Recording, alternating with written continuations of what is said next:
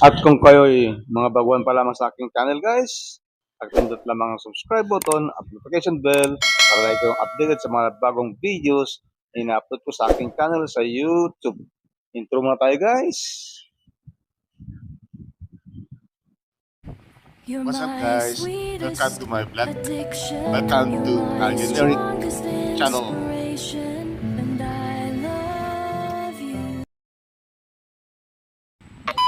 Dito ako sa Manila manonood ng Sona. Wala pa nagawa yung aking schedule for Monday. So, pero ang sigurado ako ay nandito ako sa Manila. Magmumonitor pa rin si Vice President Sara Duterte sa isasagawang ikatlong State of the Nation Address o SONA ni Pangulong Ferdinand Marcos Jr. sa Lunes. Sa panayam kanina kay VP Sara kaalinsabay ng turnover ceremony sa DepEd, sinabi nito na manonood pa rin siya ng SONA at naririto siya sa Maynila sa July 22.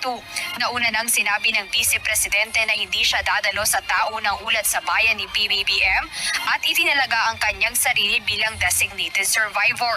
Nilinaw rin ito na hindi ito biro o isang bomb threat. Sadya lamang aniya na marami ang hindi nakaunawa sa kanyang naging pahayag ukol sa pagiging designated survivor niya. Samantala, sinabi rin ni VP Sara na wala pa siyang plano para sa 2025 midterm elections.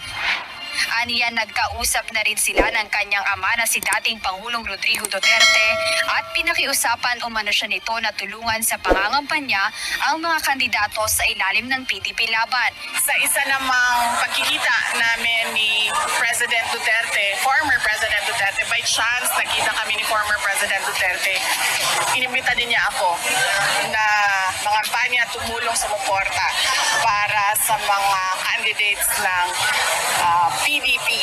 So sinabi ko din sa kanya na hindi muna ako sasali sa midterm elections.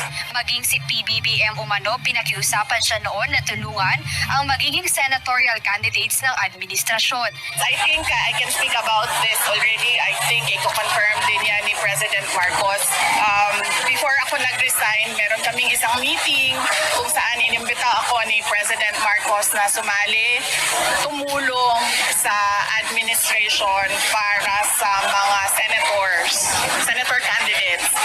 At sabi ko sa kanya, hindi muna ako sasali sa midterm elections. Dagdag pa ni VP Sara, pagkatapos ng SONA ay mayroon siyang nakatakdang pagkikipagpulong kay Senator Bongo at Senator Ronald Bato de la Rosa para sa isang masinsinang pag-uusap.